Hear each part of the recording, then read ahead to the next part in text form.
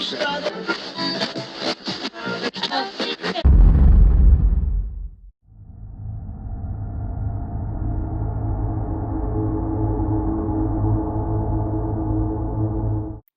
American Mafia, or the Italian-American Mafia, is a highly organized criminal society run by Italian mobsters. Although most people think of the Mafia thriving in the 1920s, the 80s became a powerful time in the Mafia's history and was trademarked as the Second War on the Mafia. What is the first thing that pops in your head when I say the Mafia? The first thing that pops in my head is probably things you've seen in the movies, The Godfather, The Sopranos. People have stereotypes about the Mafia based on the movies. Although the Italian-American Mafia was typically focused in major East Coast cities such as New York and Philadelphia, the Mafia began to rage in Colorado. North Denver and cities such as Wheat Ridge began to overflow with wealthy, bloodthirsty families searching for money. You know, New York was the port, for the most part, of where they were coming through in the early 1900s. And, you know, as the Italian population grew in New York, eventually those families would start branching out into other parts of the country. And Denver was one of those places. Colorado in the West offered a lot of opportunities, both legitimate and illegal. For example, many Italian families saw many opportunities for farming, gardening, the business industry, and restaurant industry. Illegal ventures such as gambling and bootlegging were less prevalent in this part of the country, therefore the opportunities were more ample.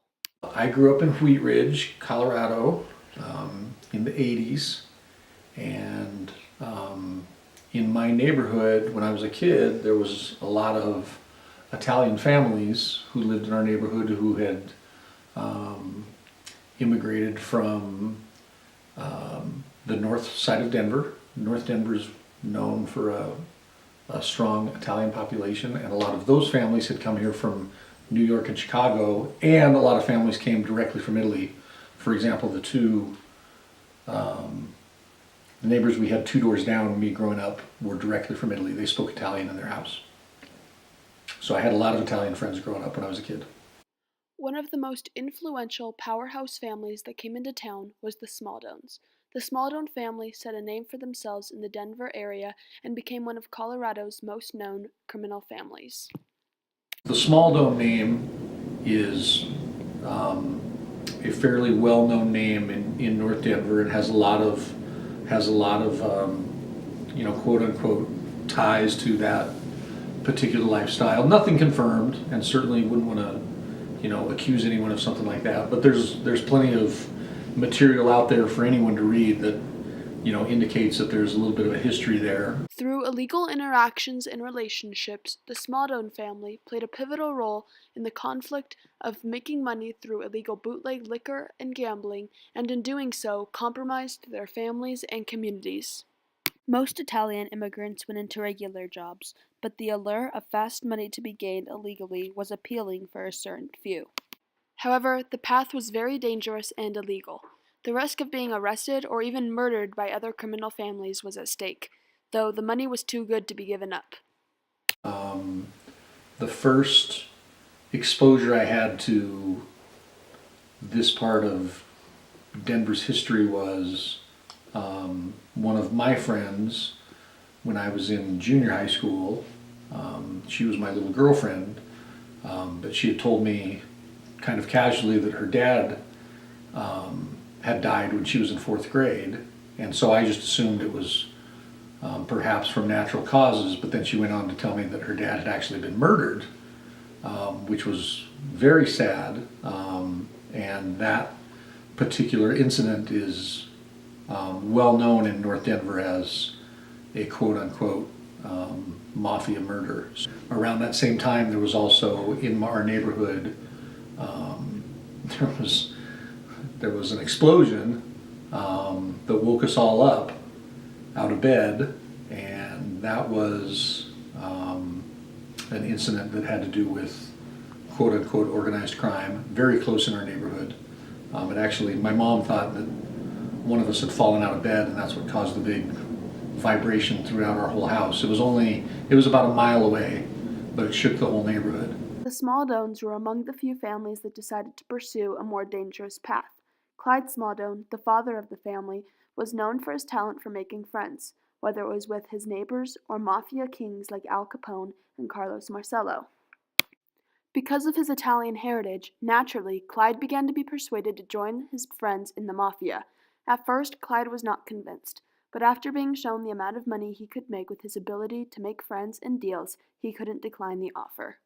So, Clyde joined up with his eldest son, Eugene Smaldone, because of his expertise in handling money while being an accountant. Clyde and Eugene soon realized that holding up a liquor and gambling market was going to be harder than it looked. Eugene and Clyde started making overwhelming amounts of money.